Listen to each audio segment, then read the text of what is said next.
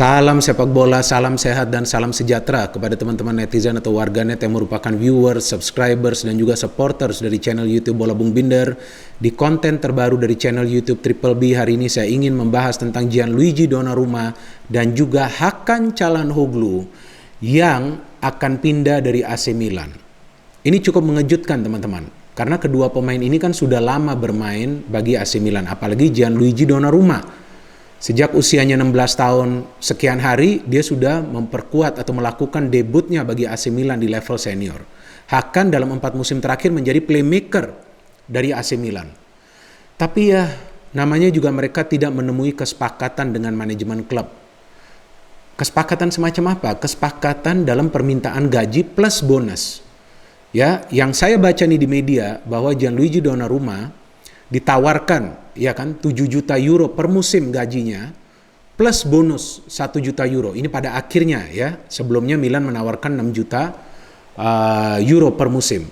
Tetapi ternyata nominal yang diminta oleh agennya Donnarumma itu jauh lebih tinggi.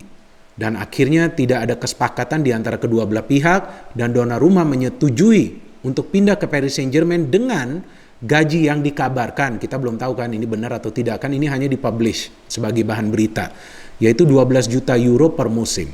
Wow, ya kita lihat ya, cukup signifikan kenaikan gaji dari Gianluigi Donnarumma. Dan dia memutuskan untuk menerima tawaran dari Paris Saint-Germain dan akan dikontrak jangka panjang.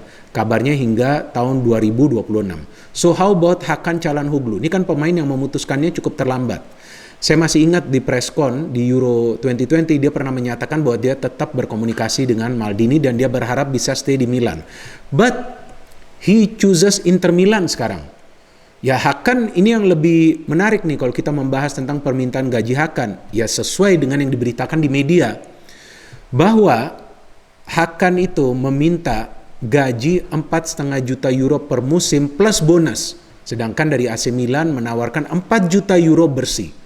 Sayang sekali selisihnya tuh sedikit teman-teman. Ya tapi kita juga tidak bisa menyalahkan manajemen Milan.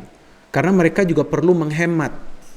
Kita tahu bahwa pandemi belum selesai. Belum tentu juga pemain akan bisa digaji setinggi gitu oleh klub-klub lain. Maka itu Donnarumma pindah ke klub yang memang kondisi finansialnya tampaknya tidak terimbas ya akibat pandemi. Dan kemudian Inter Milan yang memang lagi perlu pengganti dari Eriksen yang belum jelas apakah akan melanjuti karirnya atau tidak. Jadi Inter Milan ini sesuai kebutuhan. Mereka mendapatkan Hakan free transfer juga. Jadi ini cukup mengejutkan bahwa kedua pemain ini ternyata memilih pindah. Padahal kan ya kita tahu ya bahwa mereka adalah pemain-pemain yang dibesarkan di AC Milan. Siapa yang mengenal Hakan sebelum dia gabung ke AC Milan? Dia mendapatkan spotlight tersebut. Ya, dia menjadi key player. Bahkan Zlatan Ibrahimovic pernah mengatakan bahwa Hakan bisa menjadi pemain besar di masa depan. Dan Gianluigi Donnarumma, ya AC Milan yang kasih dia kesempatan. Jika saya tidak salah tuh pada saat itu pelatih AC Milan adalah Mihajlovic yang memberikan kesempatan bagi Donnarumma untuk tampil di tim senior. Saya lupa ya lawan siapa itu AC Milan yang dia tampil. Jika saya tidak salah lawan Sassuolo tuh ya. Saya baca juga beritanya pada saat itu. Sudah lama juga ya. Jadi dia melakukan debutnya dan jika saya tidak salah lagi nih AC Milan menang dalam pertandingan tersebut. Jadi ini dua pemain yang dibesarkan oleh AC Milan. Kenapa mereka ini dalam tanda kutip berkhianat? Dan itu pun demi uang yang lebih banyak.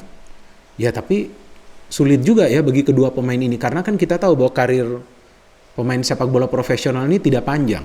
Belum lagi nanti jika mereka cedera, terjadi sesuatu dan mereka tidak bisa melanjuti karirnya. Kan bisa saja itu terjadi. Apalagi bagi outfield player seperti Hakan.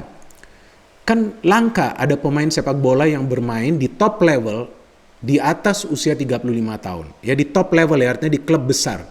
Kan jarang. Ya memang ada Zlatan yang bermain dengan usianya ya hampir mendekati 40 tahun ya saya kira ya. Nah tapi kan tidak banyak. Ya jadi tentulah mereka memikirkan bagaimana nanti untuk masa depannya jika mereka bisa mendapatkan nilai gaji yang jauh lebih tinggi. Dan itu ternyata yang dipilih oleh kedua pemain ini. Dan ini menunjukkan kembali bahwa di era sepak bola modern tidak ada pemain yang loyal. Betul kan? Kita lihat dua pemain ini bisa pindah. Wijnaldum yang sebelumnya juga ditawari kontrak oleh Liverpool memilih sebelumnya kemungkinan ke Barcelona, ternyata ditawarin uang yang gaji yang lebih tinggi oleh PSG, ternyata dia pindah ke PSG. So money matters, teman-teman. Artinya sekarang uang yang menjadi pegangan bagi para pemain sepak bola profesional, karena mereka menginginkan uang yang jauh lebih tinggi. Kalau bisa ya berlipat ganda lah ya gaji-gaji yang mereka terima di klub barunya. Dan ini yang akan menyulitkan klub-klub lain dalam urusan mengontrak pemain. Nanti yang akan menjadi kendala itu dari gaji. Jika pemain tersebut sebetulnya nilai transfer sudah disetujui, tapi gaji minta setinggi gunung. Nah itu kan repot. AC Milan memang telah membeli Mike Maignan dari Lille sebelum Donnarumma hengkang. Bisa jadi mereka sudah mengantisipasi bahwa Donnarumma ini akan hengkang ke klub lain. Jadi ya mereka sudah ada penggantinya dari Donnarumma meskipun not the same level as Donnarumma kan. Jadi bisa jadi Milan akan mencari penjaga gawang lagi di bursa transfer. Dan menurut saya tidak ada salahnya jika mereka memberikan offer ya ke Keylor Navas di PSG, karena sudah pasti Keylor Navas kehilangan tempat intinya dengan masuknya Donnarumma. Kasihan juga ini penjaga gawang, sebelumnya dia kehilangan tempat intinya di Real Madrid. So how about Hakan? Ya Milan belum ada replacementnya. Bisa jadi Milan juga akan membidik beberapa pemain yang saya kira berasal dari Real Madrid. Ada Dani Ceballos, ada juga Isco, ya antara dipinjam atau juga ya mereka membeli. Ya manajemen AC Milan harus berani membuat keputusan itu. Karena mereka perlu pemain yang bisa membagi bola dari lini tengah, yang bisa juga melakukan pergerakan aktif menuju ke lini pertahanan dari tim lawan. Or maybe Donny van de Beek kan bisa dipinjam dari Manchester United. Dia tidak terpakai begitu banyak musim lalu kan bersama MU. Bisa jadi Donny van de Beek ini dipinjamkan. Milan sering meminjam pemain dari klub-klub lain. Tapi yang unik dari transfer Hakan ke Inter, ya bahwa di masa lalu ada beberapa pemain juga yang dibeli Inter dari AC Milan tapi gagal perform ketika mereka membela Inter. Yang saya ingat paling terakhir itu adalah Antonio Cassano. Pada tahun 2012 pada saat dia pindah ke Inter, ya tentu dia diberikan beban yang cukup tinggi agar dia bisa perform seperti yang dia perform di AC Milan, karena di AC Milan dia membawa AC Milan menjadi juara Serie A pada musim 2010-2011. Tapi ternyata di Inter dia gagal total, teman-teman. Ya, Inter Milan pada musim tersebut, satu musim yang Antonio Cassano memperkuat Inter Milan, Inter finish di urutan nomor 9 di Serie A.